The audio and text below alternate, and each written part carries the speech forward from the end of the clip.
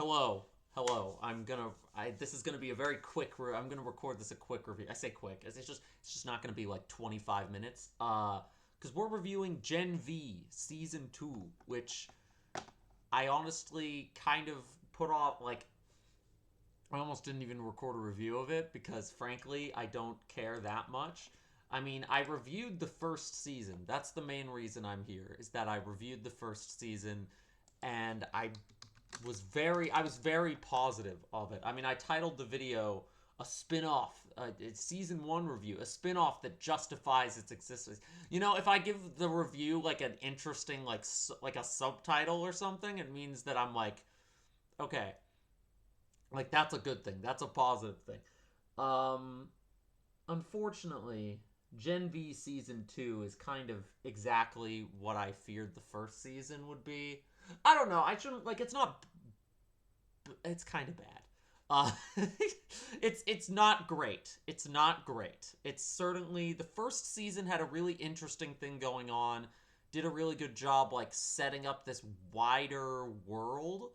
And then I think the second season, part of it is not the second season's fault. Part of it is I think I'm just like, it's been how many years since that season of The Boys came out? 2 years. It's been 2 years, almost exactly. I recorded that last review, like almost exactly 2 years ago, about a week off from being about 2 years ago. But it just like part of it is that the boys verse has just I've have significantly less interest in it now than I did 2 years ago. 3 years ago, November 18th, 2023 is when I uploaded that first video.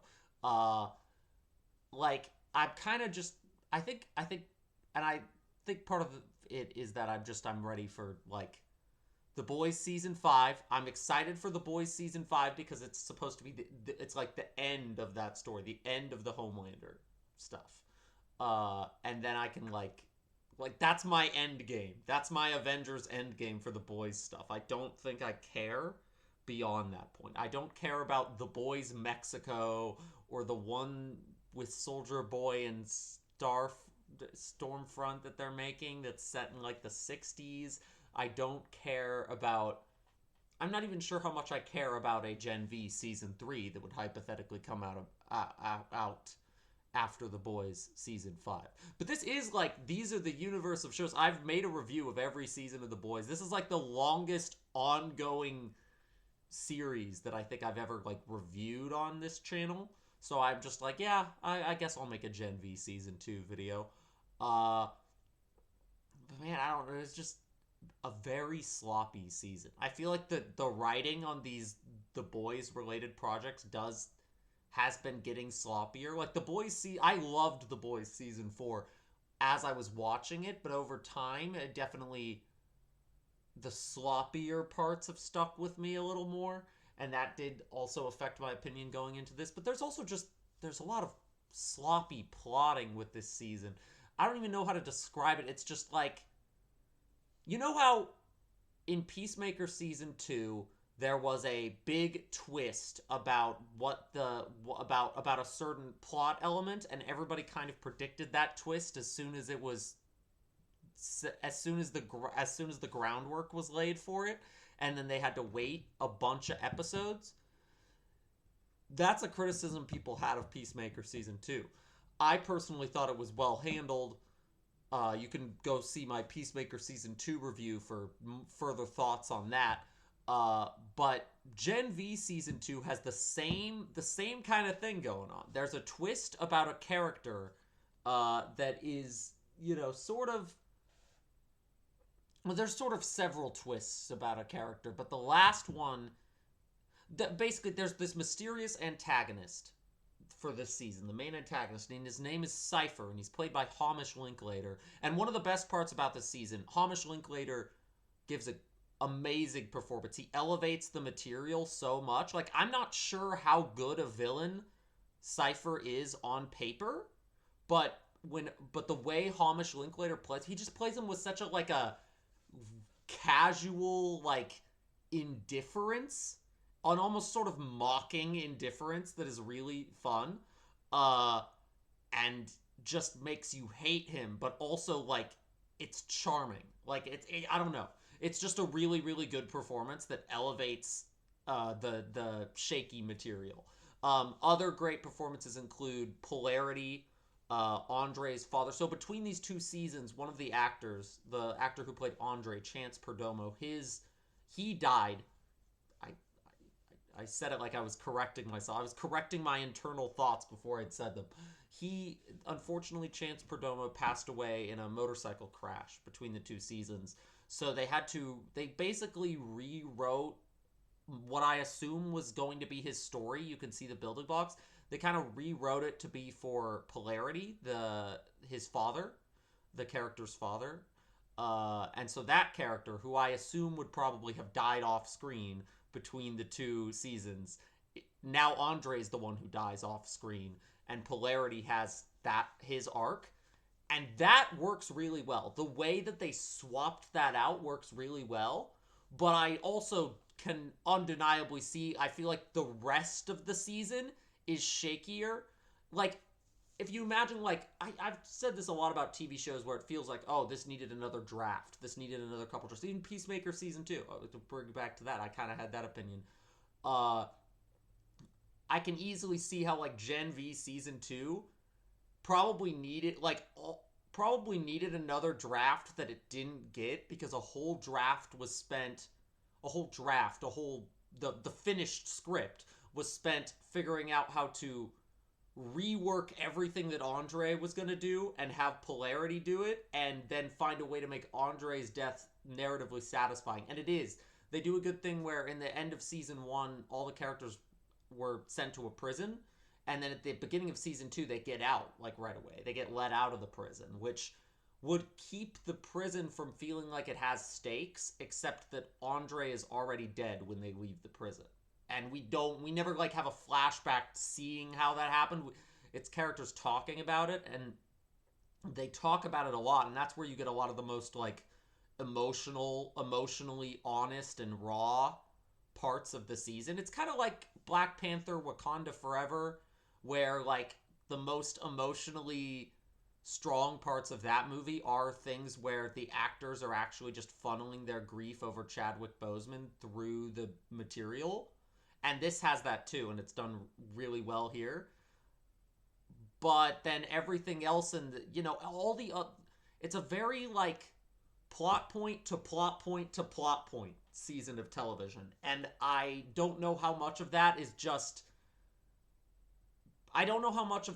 hasty rewrites and how much of that is bad writing to begin with.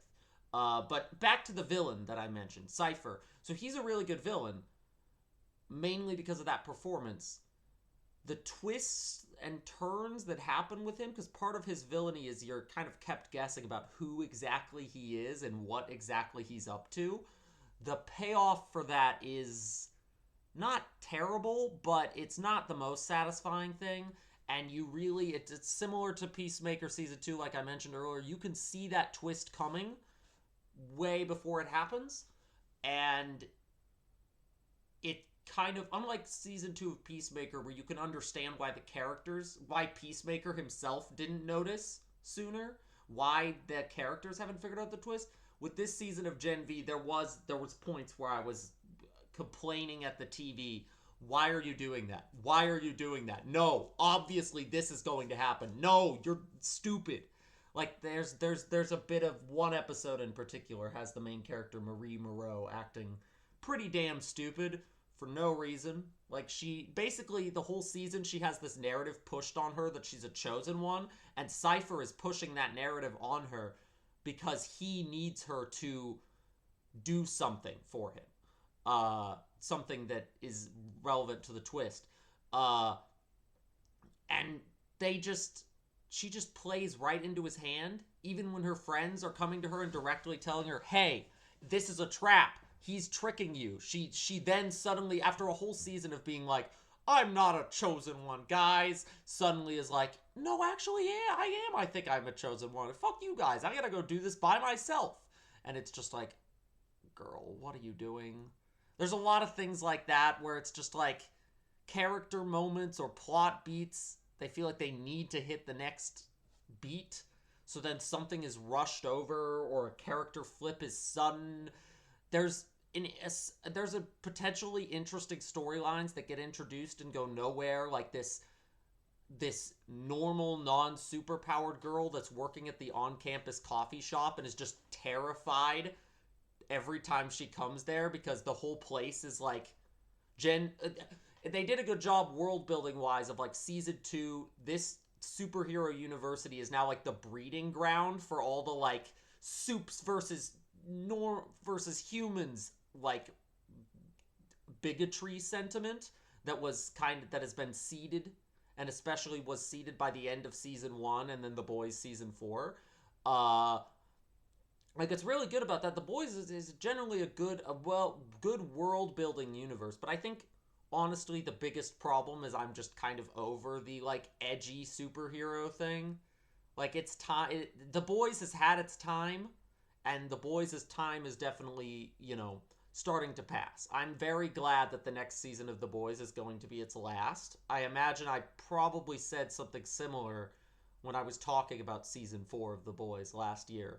Like it's been a fun ride, but I'm ready to move on. Like it's not as fun as it was. The shock value stuff. There's a character in this season whose power is like he's got like a black hole ass or something. Like people can just climb, like people climb out of this dude's ass, literally whole people like 4 times in the season, and it's not shocking anymore. It's just like, yep, that's gross out The Boys stuff. It's not shocking. It's not particularly funny either. Uh, this character, they end up using this character to like help them in the final fight, to like sneak them in to where where the bad guy is, and it's just like that's a clever payoff for that. But it's just, there's lots of things like that where it's like the what if this superhero universe was just twisted and fucked up does not boost anything anymore. It's not yet like an active deterrent for me, but it's no longer like a draw. So then I'm just left with like the plotting and characters, and unfortunately the plotting of this season is shaky. It feels like every episode they're like, okay, we gotta hit this beat, we gotta hit this beat. Now they're back in the prison. Now they're fighting. Now they're trying to expose Cypher. Now they're back in the prison. It's like, eh, you know, it's all right. It was all right. I don't regret watching it. I still like, all the actors. The girl who plays Emma is still great.